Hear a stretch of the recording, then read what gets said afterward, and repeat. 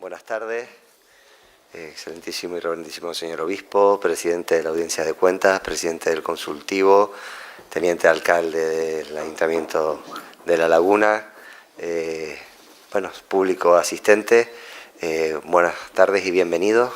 Tiene la palabra el director.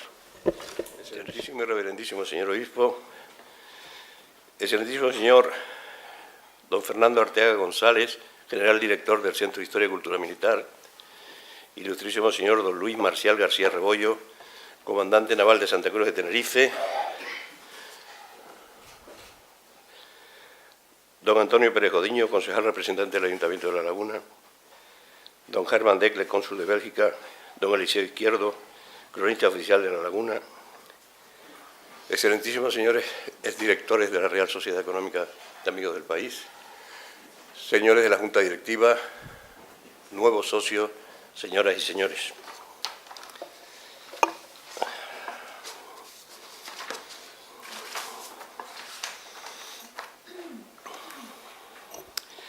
Las Reales Sociedades Económicas de España celebran el Día de San Carlos Borromeo, su fiesta principal, en homenaje a Carlos III de Borbón, impulsor de su fundación. Me imagino que no con intención de santificarlo, sino reconocer el papel que el rey jugó en la modernización de España, dando entrada, o intentándolo al menos, a la nueva corriente de pensamiento,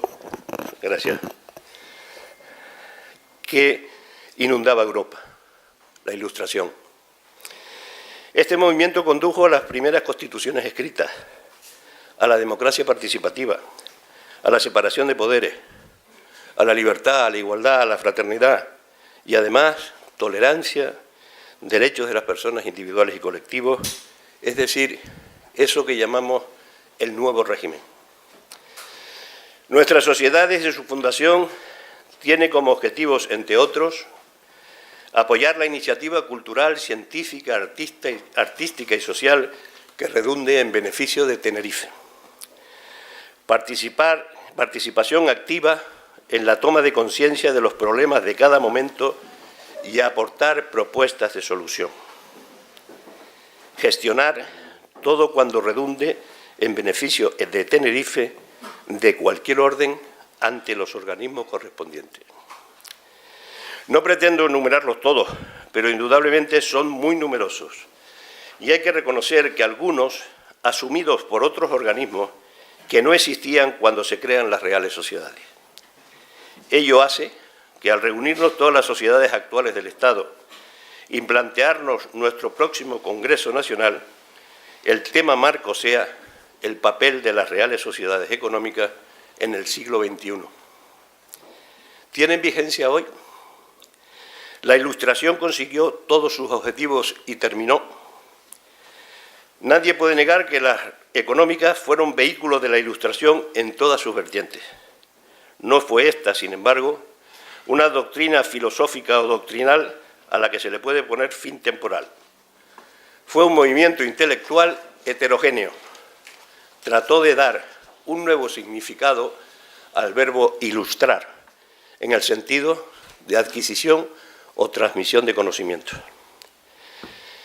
Si en lo político la Revolución Francesa dio origen al socialismo utópico, la independencia de los Estados Unidos dio lugar al liberalismo y surgió el capitalismo.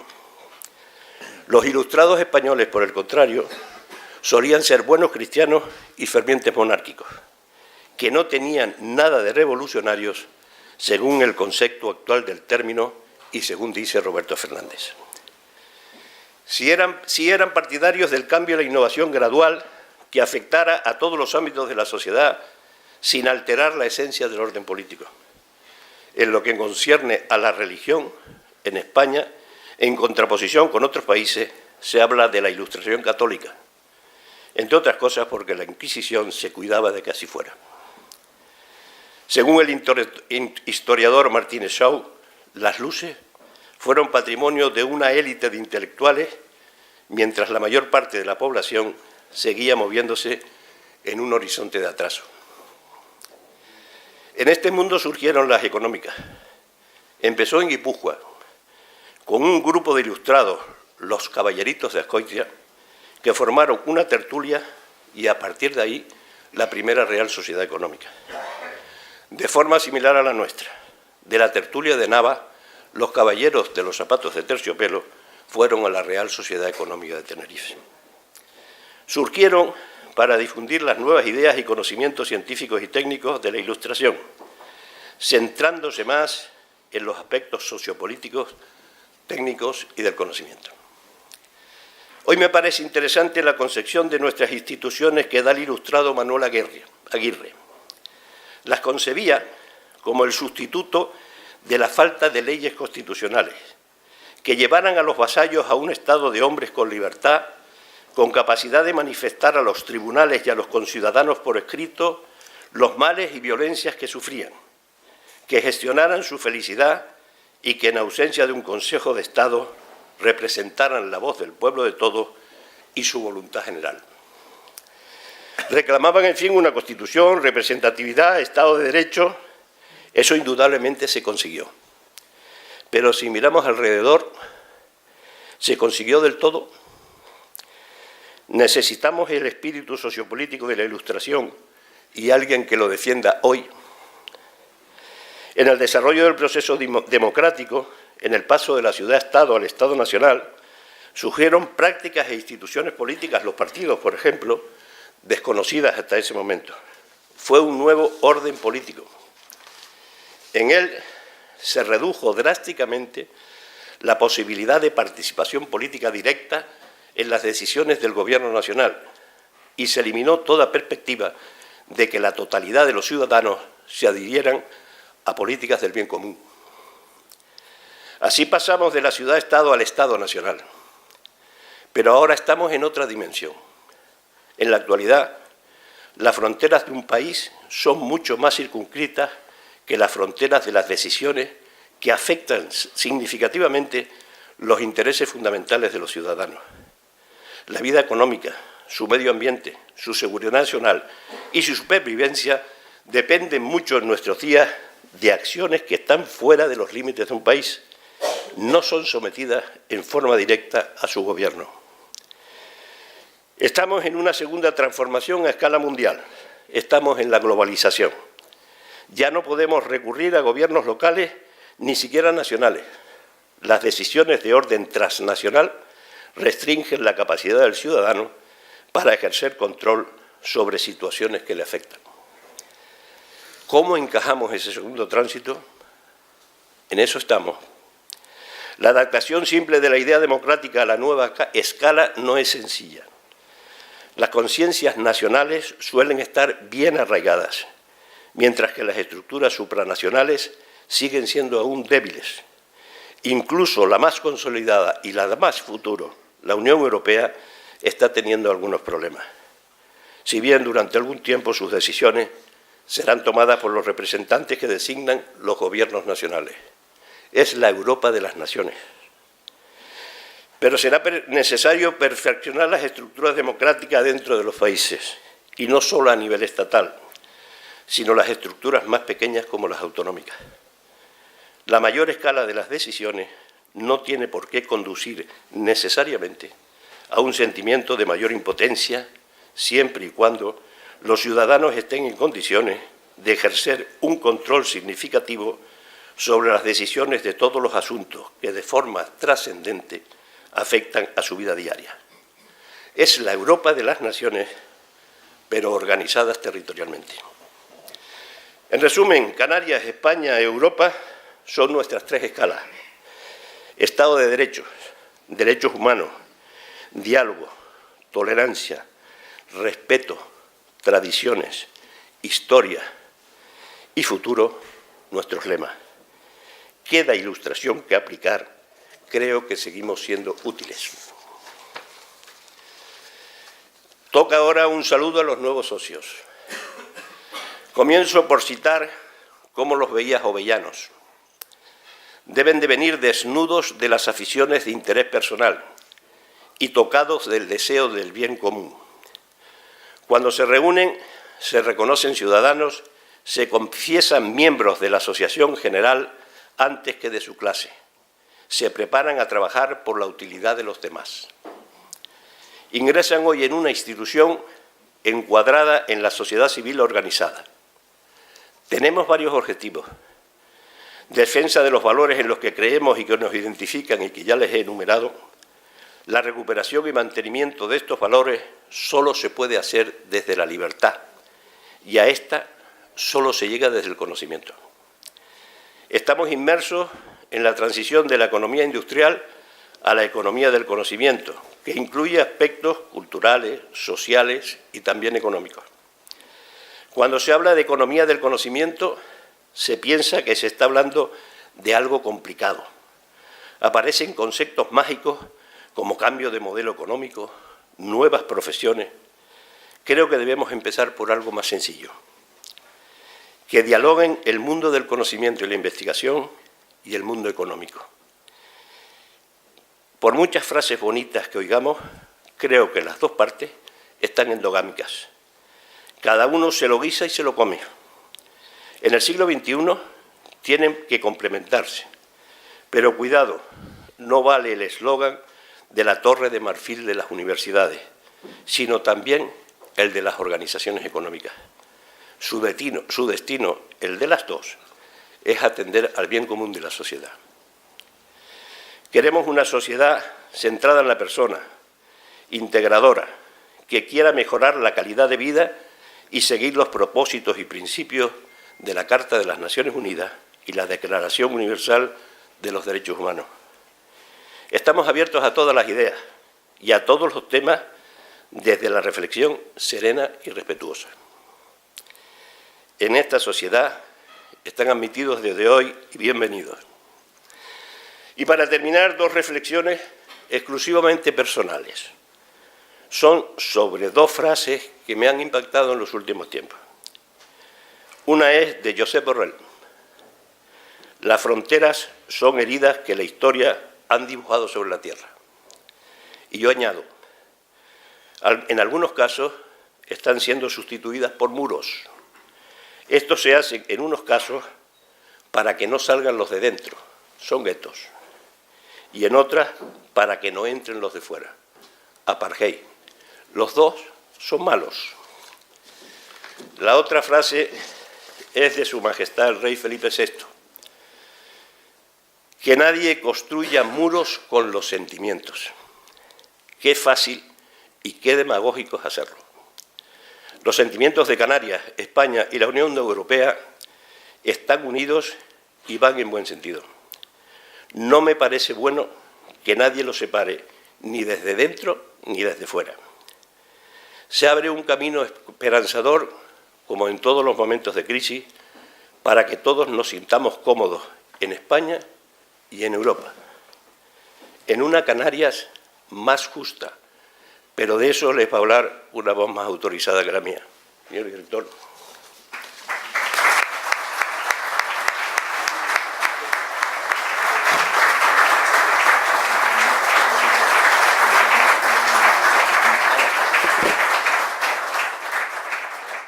Ya saludé, permiten que salude también al expresidente del Gobierno, Paulino Rivero, que acaba de llegar. Querido director, pues en primer lugar, muchísimas gracias por la oportunidad de poder estar aquí esta tarde un rato con ustedes en el Día de las Reales Sociedades Económicas, en las que se imponen las medallas, y le agradezco mucho la invitación en esta que considero mi casa, no en vano, también soy socio de ella desde hace algunos años. Yo en esta invitación de esta charla, lo que quería exponer, después de meditar en estos días con todo lo que está ocurriendo, las alusiones que ha hecho el director a todo el asunto catalán y esta especie de locura que parece la que vivimos, donde las noticias duran 24 horas y donde todo sucede muy deprisa, pues un poco quería aprovechar la oportunidad que me brindan hoy para poder hablar de cómo la crisis afectó a Canarias, de cómo nos encontramos el 9 de julio del 2015, cuando pude tomar posesión como presidente del Gobierno, de cuál es la principal acción de gobierno que estamos haciendo y que lo que nos mueve a todos los gestores públicos es conseguir una Canarias más justa, solidaria, con una mejor distribución de la riqueza. Yo les pido un poco de benevolencia porque sé que aquí hay muchísimas personas con unos conocimientos muy superiores a los míos y he tratado de hacerlo pues de una manera pues un poco pedagógica y visual para hacerlo pues más llevadero para todo el mundo. Cuando elaboramos el programa electoral del 2015 y cuando nos enfrentamos a la tarea de asumir la presidencia del Gobierno de Canarias, lo que hicimos previamente es un análisis sobre qué efectos había tenido la crisis en Canarias. Comparamos el segundo trimestre del 2007 con el tercer trimestre del 2013 y vimos qué es lo que había ocurrido. Qué es lo que había ocurrido con las economías privadas, qué es lo que había ocurrido con las finanzas públicas, la recaudación. Vemos cómo en esos años la crisis se lleva por delante el 20% del empleo en Canarias, 178.900 puestos de trabajo. Vemos cómo a pesar de que se genera crisis y que hay desempleo, siguen incrementándose los activos en 106.000 personas, un 11%. Vemos cómo la afiliación a la seguridad social baja proporcionalmente con los empleos más o menos destruidos, un 20%, 164.000 empleos se dan de baja de la seguridad social. Vemos cómo la tasa de desempleo se multiplica casi por 3, de 98.400 a 383.500. La tasa de paro sube por casi en los 25 puntos. La renta salarial de los hogares canarios baja en 3.000 millones de euros, un 10%, y la recaudación tributaria, consecuentemente, se desploma, bajando un 25%, aproximadamente unos 900 millones de euros. 928 millones de euros de quirófanos, de escuelas, de prestación canaria de inserción, de dependencia. A eso, en ese escenario en el que nos encontrábamos, se unen las medidas de austeridad que todas las administraciones públicas tienen que poner en marcha debido a la caída de la recaudación. En el caso del presupuesto de la Comunidad Autónoma del 2008 al 2011 se recortó en casi 900 millones de euros. Un modelo de financiación que se aprobó en el 2009 que, lejos de en esta época de crisis de hacer más justa la financiación que tradicionalmente en Canarias ha sido la más baja de todas las comunidades autónomas, pues perdemos de financiación autonómica 2.745 millones en ese periodo de 5 años, y las inversiones estatales se desploman también, recortándose en 740 millones de euros entre los años 2009 y 2011. Nos encontramos con una economía privada a la que la crisis se lleva por delante el 20% del empleo, una caída por la actividad económica y su contracción de 900 millones de euros, 928, y un Estado que con el nuevo modelo de financiación, lejos de mejorar la situación actual que teníamos, la empeora, y además la inversión pública cae a mínimos históricos. Es decir, nos encontrábamos que en el 2007 ya nuestro modelo productivo, el canario, el español, pero el canario, generaba desigual distribución de la renta y generaba dificultades, porque una tasa de desempleo del 10% en una economía europea en su mejor momento es difícil de sostener. Nos encontramos que la salida de la crisis nos genera una sociedad más insolidaria, donde la concentración de riqueza se sigue fomentando y se produce un agravamiento de esta, y donde todo el peso específico, todo el peso de la crisis ha recaído sobre las economías familiares, aquellas de rentas medias y bajas. En ese sentido, lo que queremos hacer, obviamente desde el Gobierno de Canarias, es, por un lado, mejorar la renta que llegan a las familias, con empleo de calidad. Por otro lado, seguimos con el debate de las pensiones en Canarias, que son las pensiones no contributivas y las pensiones más bajas de la media del Estado, porque eso implica que la renta que llegan a las familias canarias es muy inferior a la renta de la media de las españolas, y provienen de dos fuentes básicamente: las pensiones, que son más bajas que la media del Estado, y tenemos un 10% de las pensiones no contributivas del Estado en Canarias, y un empleo que tiene unas retribuciones inferiores a la media. Si nos comparamos con País Vasco, por ejemplo, el empleo, un trabajador del País Vasco tiene unas retribuciones brutas de 1.945 euros y los canarios estamos en torno a los 1.042, es decir, casi más de 500 euros más. Con ese escenario, lo que nos planteamos desde el comienzo del Gobierno de Canarias fueron hacer tres cosas: restablecer las relaciones con el Estado, que estaban deterioradas fruto de la crisis, para mejorar la financiación autonómica y conseguir más recursos. Eso al final lo conseguimos primeramente con los fondos de la compensación del ICTE. Saben que el Estado el Canarias se veía la obligación de compensar al Estado por haber extinguido el Impuesto General de Tráfico de Empresas cuando se instauró el IJIC, y estábamos compensando el 50%, ya con anterioridad el 50% anterior se había dejado de compensar, y eso lo destinamos a un fondo de desarrollo, del Fondo de Desarrollo de Canarias. Por lo tanto, conseguimos primeramente en el 2015 dejar de pagarle al Estado 160 millones de euros.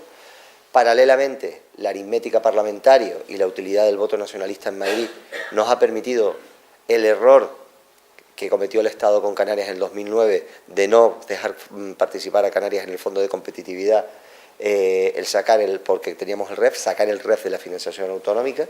Eso nos ha permitido una mejora en este año de 350 millones de euros y los casi 900 que tenemos para el presupuesto del 2018, y la puesta en marcha de reformas estructurales que de verdad empiecen a encaminar a ese cambio de modelo productivo. Porque entendíamos que si seguíamos haciendo más de lo mismo, pues nos íbamos a ver 24 años después. La mayoría de ustedes saben que yo soy economista y que en el año 91, 92, 93, cuando estudiaba en la facultad, pues realmente hablábamos de la rigidez del mercado laboral canario, de las elevadas tasas de desempleo, de que teníamos todos los huevos en la misma cesta que era el turismo. Bueno, pues hubiésemos estado, si no acometemos algunas reformas estructurales que de manera humilde hemos tratado de hacer desde el Gobierno de Canarias, dentro de 20 o 24 años, cuando se produzca otra crisis cíclica, íbamos a tener los mismos problemas estructurales que estamos sufriendo en la actualidad. Además, esto lo hemos querido hacer con una gestión seria y rigurosa de las finanzas. A lo largo de toda la crisis, con el panorama que les estaba exponiendo en las primeras diapositivas, Canarias ha sido una comunidad cumplidora. Canarias en la actualidad tiene la menor deuda per cápita de todo el Estado, siendo la comunidad autónoma peor financiada. Canarias en la actualidad, vamos a cerrar el presupuesto del 2017 con superávit, porque ha habido una gestión histórica de las cuentas en Canarias seria y rigurosa, que han permitido que, a pesar de que las economías privadas hayan tenido, las familias, que soportar los embates de la crisis y que hayamos tenido que hacer, pues en este caso, recortes, ni se cerraron en la época hospitales públicos, ni se cerraron escuelas, y con el esfuerzo de los trabajadores públicos se pudo salir adelante, insisto, y este dato es importante, siendo la comunidad autónoma peor financiada de todo el Estado. Eso nos da unas expectativas de crecimiento en el 2016 superiores a la media del Estado, todas las del 17 superiores. El empleo, se está generando empleo en porcentaje superior a la media del Estado, y la tasa de paro está bajando, pero si bien es cierto que como sistemáticamente se siguen incorporando activos al mercado de trabajo, no lo estamos reduciendo a la misma proporción que el Estado, eso es cierto, pero no porque la economía canaria no esté generando empleo a mayor rendimiento que el Estado, sino porque se siguen incorporando activos al mercado laboral. Y en muchas ocasiones, yo he tenido la oportunidad de trasladárselo a los representantes empresariales, se está primando la contratación de gente de fuera, no ya del sector público, que son oposiciones, sino del sector privado frente al trabajador canario. La recaudación tributaria, fruto de este crecimiento económico, sube un 17%, y en este caso, en octubre del 17, la agencia de calificación Fitch calificaba en este caso a Canarias la única comunidad autónoma del Sistema General de Financiación que tiene la nota más alta, que corresponde con la del Estado. No se le puede dar a una comunidad autónoma una nota o una calificación mucho más alta por el buen comportamiento económico de la economía canaria y la eficiente gestión de sus finanzas públicas, calificación que nos la notificaron en octubre del 17. Una vez que la principal estrategia es las reformas estructurales, que voy a enumerar aquí tan solo unas pocas. También nos hemos ocupado de la parte social. ¿Qué reformas estructurales hemos querido poner en marcha? El Fondo de Desarrollo de Canarias, esa recaudación de 160 millones de euros, hemos constituido un fondo de 1.600 millones de euros en 10 años, que tiene como objeto tres principios. El conocimiento, el director ahora hablaba de la necesidad del conocimiento y que haya un diálogo entre el sector privado y el conocimiento. Por otro lado, el empleo y por otro lado, las infraestructuras, que mejoran la competitividad, desde las infraestructuras sanitarias, infraestructuras de zonas turísticas, carreteras, etc. La ley del suelo, largamente debatida y discutida, aquí en esta casa también se hicieron unas jornadas al respecto, que no busca consumir más suelo, que lo que busca básicamente en este caso es que en el suelo que ya está clasificado se pueda desarrollar la actividad económica. No podemos hablar de diversificar el sistema productivo y no tener suelo industrial para que la industria se implante.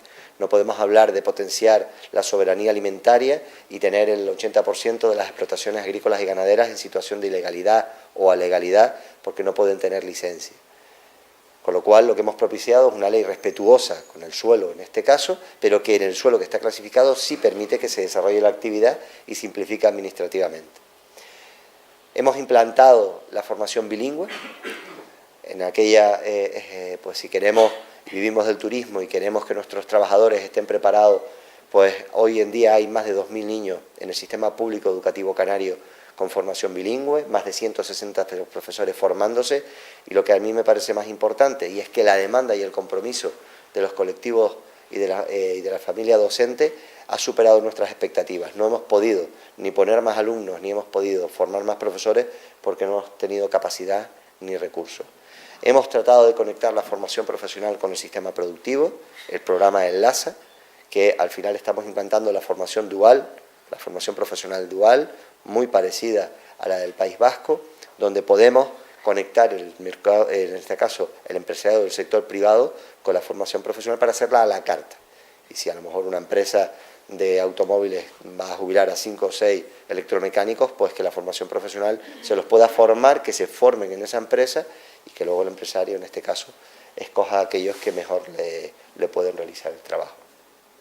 Hemos puesto el programa Crecer Juntos, hemos conectado el sector primario con el sector turístico, implantando los vinos y la producción de productos del campo con el sector turístico, garantizando precios, garantizando compras de cosecha y permitiendo en este caso que también en nuestra gastronomía, nuestro vino y nuestra cocina sea también un atractivo turístico y un elemento diferenciador de nuestros paquetes turísticos. Hemos cerrado el régimen económico fiscal en los aspectos fiscales, un trabajo que se venía haciendo por el gobierno anterior y que se pudo cerrar a finales del 2015, y hemos también aprovechado el peso específico de nuestros votos nacionalistas en Madrid para poder cerrar el REF económico, que tendrá que aprobarse de aquí a final de año porque entra en vigor el 1 de enero del 2018. Hay muchas medidas más, luego si quieren, pues quien quiera le puedo explicar, pero en definitiva hemos querido, siguiendo un poco la máxima de poder hacer reformas estructurales que no coyunturales, poner los mimbres para que nuestra economía se pueda ir desarrollando e ir corrigiendo aquellas dificultades que hemos tenido históricamente en nuestro mercado de trabajo, en nuestro modelo de desarrollo. Y además lo hemos hecho intentando que el empleo que se genere y que se está generando aumente de calidad, y si le conseguimos introducir más renta a las familias, pues evidentemente abandonarán esa franja de estar en exclusión social o en riesgo de exclusión social. Todos los indicadores de la pobreza al final miden el nivel de renta que entra en los hogares. Y es normal que si tenemos las pensiones más bajas de todo el Estado y los sueldos más bajos o prácticamente los más bajos de todo el Estado, pues nuestra población esté más propensa a estar en riesgo de exclusión social o tengamos más población en exclusión social. Por lo tanto, si conseguimos subir la renta de las familias con empleo de mayor valor añadido, con empleo de más calidad y mejor remunerado, pues la renta que le llega a las familias es superior vía empleo y saldrán de esos riesgos de exclusión social. Pero somos conscientes que a medida que se genere empleo, aquellos más preparados, aquellos más jóvenes, aquellos en definitiva que se adapten mejores a los cambios, van a salir por sí solos de la crisis. Van a encontrar empleo y van a poder acceder al mercado de trabajo. Pero hay una parte importante de la población que muchos de ellos llevan mucho tiempo en desempleo y que no van a poder salir por sí solos. Pues para ellos también socialmente, desde el Gobierno nos hemos ocupado de poder ayudarles y darles ese empujón final a que se metan en el mercado laboral. Hemos podido recuperar en la negociación de los presupuestos del Estado el Plan Integral de Empleo, con lo cual vamos a tener los planes extraordinarios de empleo. Hemos conseguido incentivos a la contratación indefinida mediante la bonificación de la Seguridad Social, básicamente para los más jóvenes y para los más de 45 años. Para los más jóvenes, aquellos de menos de 35 años, les bonificamos el 90% de la Seguridad Social el primer año, el 70% al segundo y el 40% al tercero, si el contrato es indefinido. Y para los de más de 45 años, que tienen una mayor difícil inserción laboral, le bonificamos al empresario el 90% de la Seguridad Social los 3 años. Y si son mujeres víctimas de violencia machista o de difícil inserción, la bonificación es del 100% de la Seguridad Social.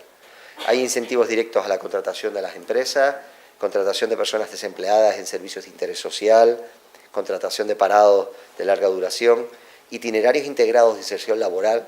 Hay personas que no van a saber por sí solas seguir el itinerario para incorporarse laboralmente, pues se le diseña, porque al final de esa gran masa de 220.000 parados, habrá una parte importante, como les decía, que van a salir solos, pero otros van a necesitar la ayuda de las administraciones públicas. Distintos programas, en definitiva, no quiero aburrirles con esto, y sobre todo también una lucha con unos trabajos específicos de contratación de inspectores contra el fraude laboral. Eso, que en este caso están empezando a verse, el impacto de la mejora de la financiación autonómica comienza en agosto de este año. Recuerden que los presupuestos generales del Estado se aprobaron en junio-julio y fue cuando se pudo sacar el REF de la financiación autonómica y es cuando pudimos aprobar en agosto de este año una ley de crédito extraordinario de 340 millones de euros. Eso es lo que ha permitido poner en marcha una serie de programas y recuperar convenios que la crisis se llevó por delante y nos ha hecho que en este caso el empleo que se está generando en Canarias a jornada completa e indefinido sea, en este caso, del 12,29% frente al 9,03% que es la media del Estado. Estamos tan solo por detrás de la Comunidad Autónoma de Madrid, Baleares y Cataluña, como ahora mismo comunidad autónoma que esté generando porcentaje de empleo indefinido. Y la tercera pata, en este caso, de la política del Gobierno de Canarias para una Canarias más justa y solidaria y que hemos podido aplicar en este presupuesto por primera vez debido, en este caso, a la mejora de la financiación autonómica, es una rebaja fiscal. Mejoramos la financiación de los servicios públicos, mejoramos las políticas, en este caso, estructurales para reformar o propiciar que se reforme nuestro sistema productivo, recuperamos también parte de la inversión pública para darle un empujón a la economía y con esta rebaja fiscal de 124 millones de euros que van los presupuestos que se presentaron en el Parlamento el pasado martes, lo que pretendemos es que a las rentas medias y bajas, que son quienes han soportado la crisis a sus espaldas, pues en definitiva lo que queremos es devolverle parte de ese esfuerzo fiscal para darles mayor renta disponible. La reforma fiscal, en este caso es tocando el tramo autonómico del IRPF y el IGIC, básicamente, que es lo que hemos tocado, porque ya al principio de la legislatura el impuesto de sucesiones y donaciones lo bonificamos en el 99%. Aquí tenemos, en este caso, apoyo a la educación. Hemos introducido en el tramo autonómico, insisto, que es donde tenemos capacidad normativa, deducciones en gastos de guardería de 400 euros. Creemos que van a ser unos 21.750 niños y niñas de Canarias los beneficiados. Deducción de los gastos de material escolar, en libros, transporte y uniforme. Aquí son 348.000 alumnos los que van a poder acogerse, los padres obviamente, los que van a poder acogerse a esta bonificación. En apoyo a las familias de acogida, la deducción de 250 euros por acogimiento de menores. Equiparamos aquí a esa deducción que se tiene por adoptados o hijos biológicos. En apoyo a las familias con personas dependientes a su cargo, lo que hacemos es una deducción de 500 euros a las familias que tengan un discapacitado o un dependiente a su cargo. Son unas 41.700 familias, en este caso en Canarias, las que pueden acogerse a esta ayuda.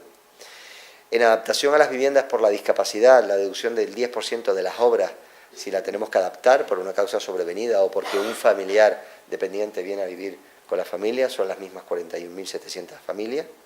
Apoyo a los gastos por enfermedad, deducción del 10% en los gastos de dentistas, oculistas, embarazos, partos, accidentes, etc.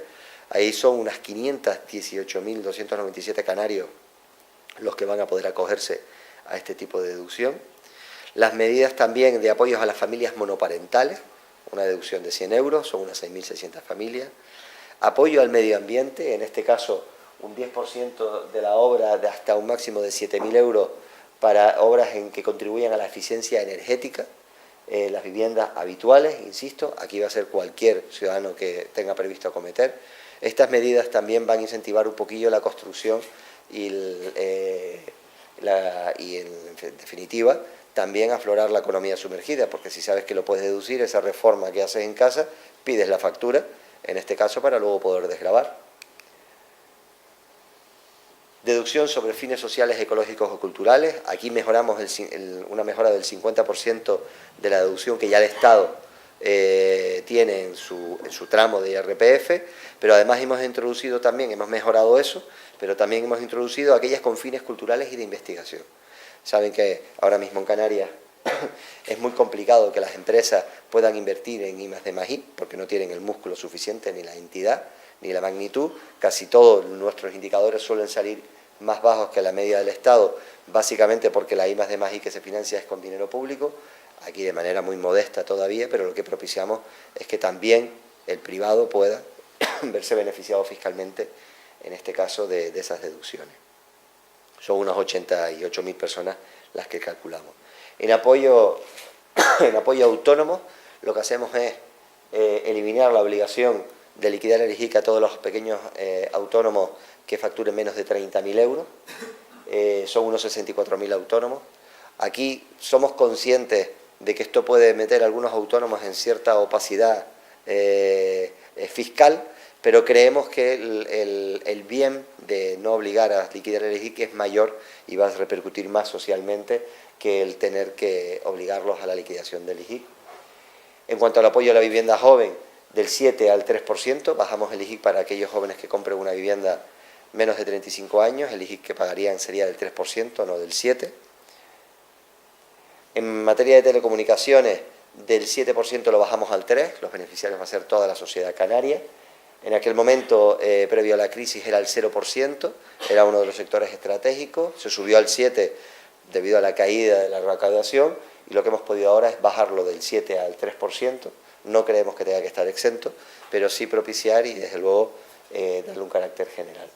En cuanto a vivienda habitual, pues el tipo de IGIC que se va a aplicar a las reformas y mejoras pasa del 7 al 3%, insisto, está orientado para propiciar que el sector de la construcción vaya cogiendo no solo la mejora de la inversión pública, sino que los privados también se animen, son unos 63.000 hogares canarios, y la eliminación de la tasa rosa, en este caso son los productos de higiene femenina, que pasa del 3 al 0%. Esto básicamente es bastante testimonial, pero sí es cierto que ha tenido mucha repercusión mediática como medida. Por lo tanto, el presupuesto que aprobó el Gobierno de Canarias el día 30 de octubre, el lunes, y que se introdujo en el Parlamento de Canarias el martes, el día 31, va a tener, con el relato de lo que hemos querido hacer, en este caso desde el minuto cero que tomó posesión el Gobierno de Canarias, va a ser el presupuesto que va a poder cristalizar mejor la política de que el Gobierno de Canarias, en este caso, queremos llevar a cabo. Y lo vamos a poder hacer básicamente porque las cosas van francamente mejor y porque en este caso hemos conseguido sacar el REF de la financiación autonómica y consecuentemente notar una mejoría en la financiación, que en este caso vienen a ser en torno a unos 440 millones de euros, pero que el año que viene, que entraría de lleno en vigor la medida, puede superar los 570 millones de euros. En este caso, lo que hemos querido es todo ese dinero de mejora de la financiación, volcarlo a los servicios públicos. En nuestro presupuesto crece básicamente por dos cosas. La primera de ellas porque mejoramos la financiación y la segunda de ellas porque fruto de la mejora de la financiación y del crecimiento económico recaudamos más. Pues ese incremento, que es casi 1.000 millones de euros, pero que en gasto real viene a ser en torno a unos 660, 670 millones de euros, lo vamos a destinar al gasto, al gasto de los servicios públicos básicos y esenciales, sanidad, 231 millones de euros más. En presupuesto de partida vamos a tener el presupuesto más alto de toda la historia de la comunidad autónoma. Es cierto que en el liquidado no, pero vamos a ver cómo liquidamos este año 2018. A educación, 104 millones de euros más. A servicios, a políticas sociales, empleo, vivienda y servicios sociales, 99,5, y a lucha contra el fraude fiscal, 4,5.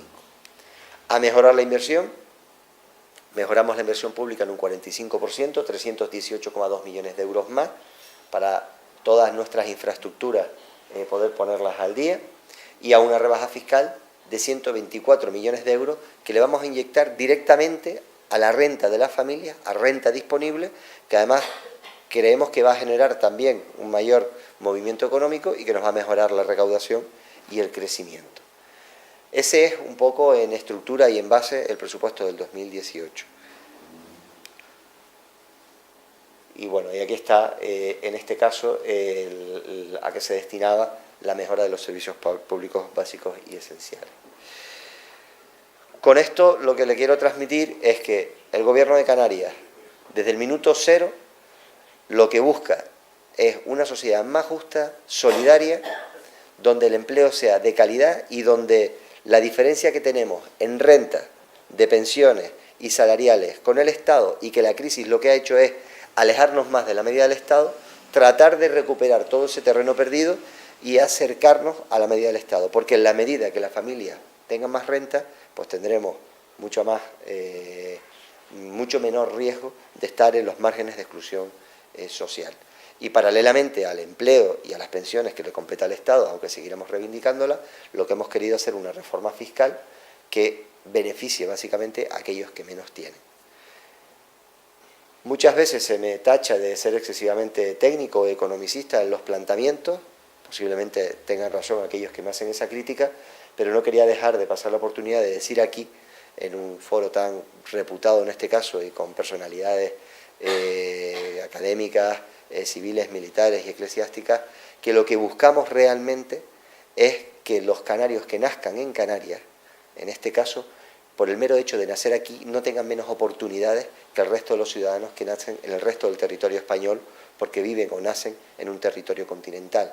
Buscamos simple y llanamente poder darle a nuestros hijos y a nuestros nietos las mismas oportunidades que cualquier gallego, andaluz, catalán o en este caso castellano. Y yo sin más, querido director, no sé si los ha aburrido demasiado, pero muchas gracias por la oportunidad y felicito a aquellos que van en este caso a tomar.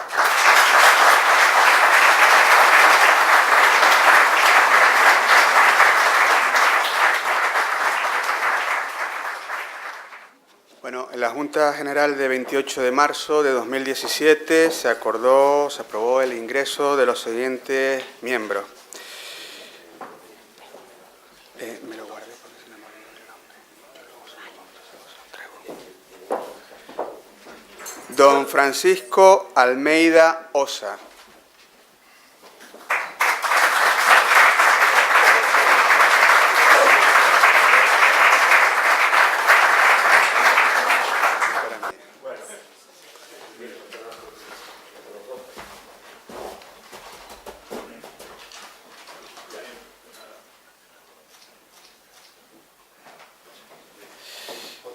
Don Antonio Aparicio Juan.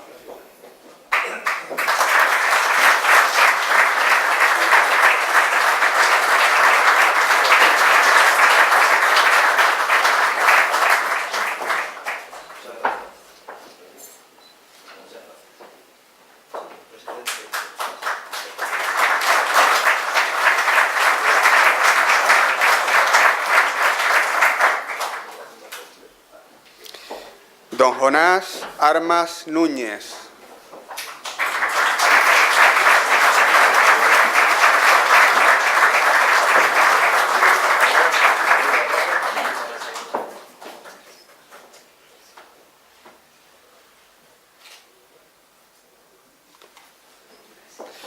Doña María del Pilar Cabrera Darias.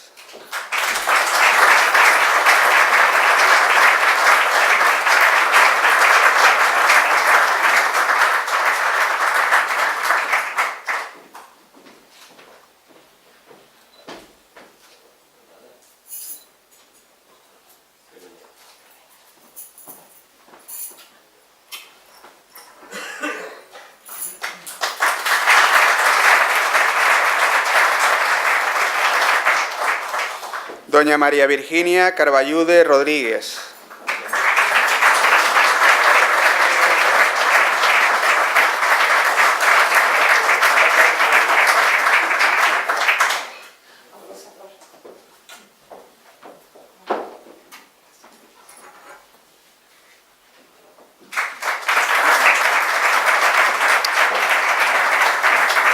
Doña Marta Isabel Correa Rancel.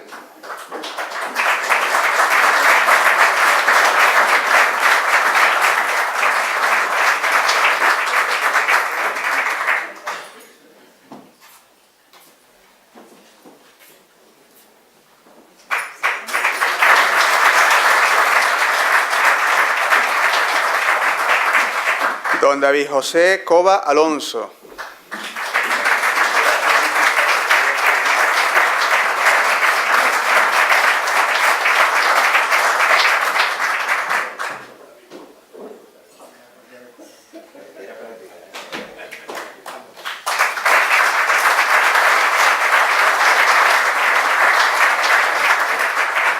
Don Francisco Hipólito Estupiñán Betancourt.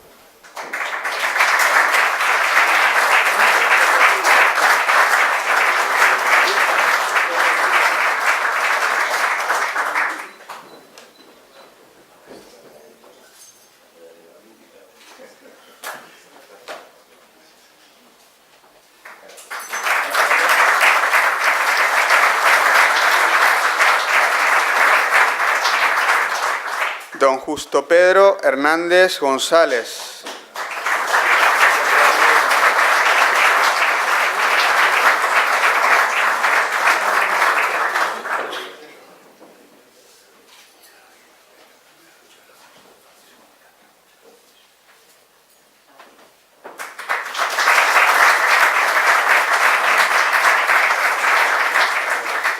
Don Juan Antonio Inurria y Nieto.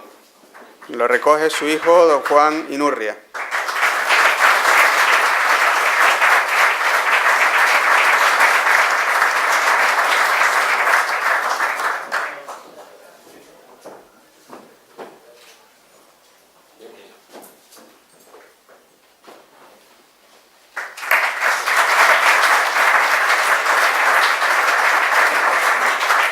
Doña Ángela Mena Muñoz.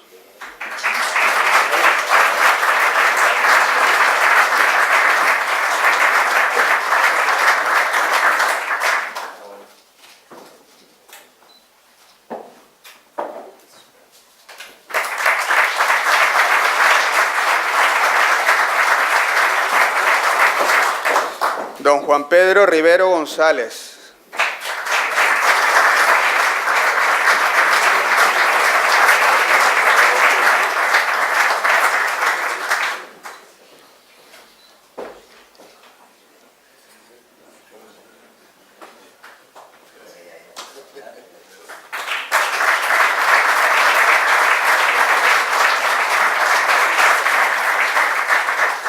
Don Harold Jesús Rivero Pérez.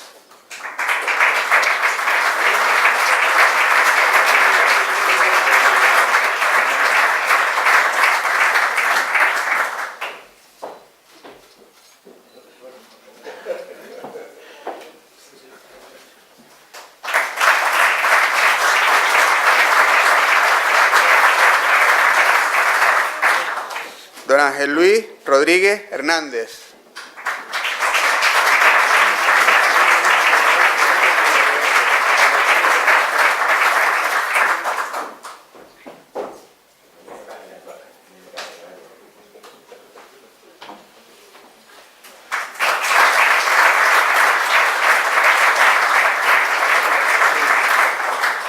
Don Álvaro Agustín Rojas García.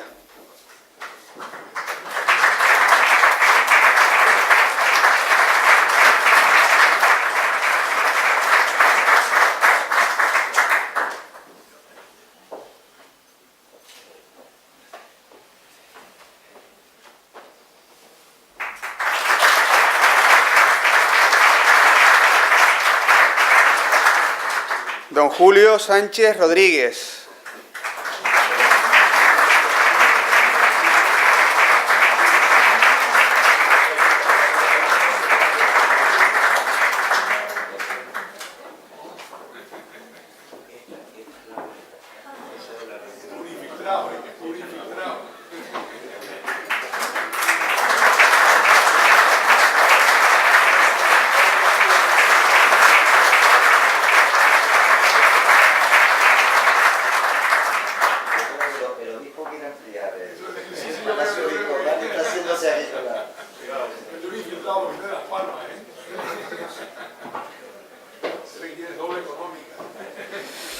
Doña María Luisa Tejedor Salguero.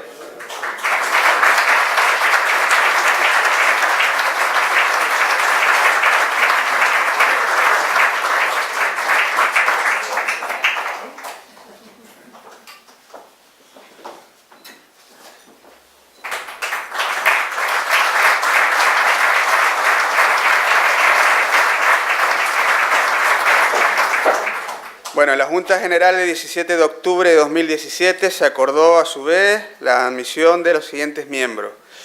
Don Juan Manuel Aguiar Clavijo.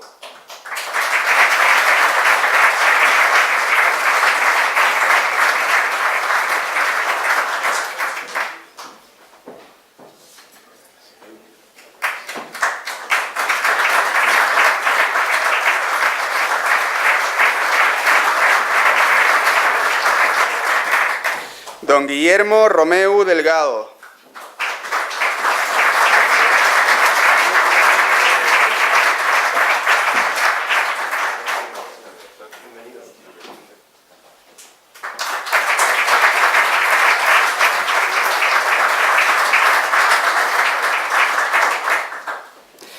Finalmente, doña María Soledad Pastor Santoveña.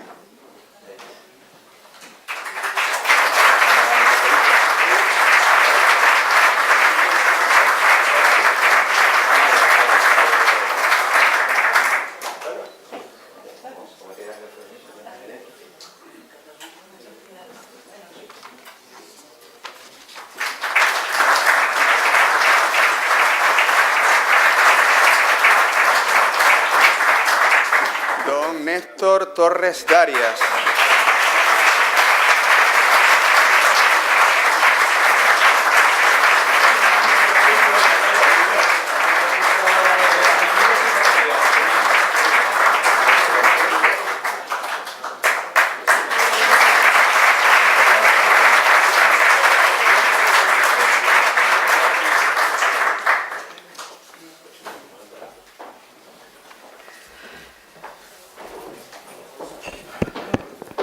Bueno, pues el señor director me cede la conclusión, se levanta el acto y hay un cóctel que, según dice, solo una vez al año y por esta fecha, porque no tiene económica para más.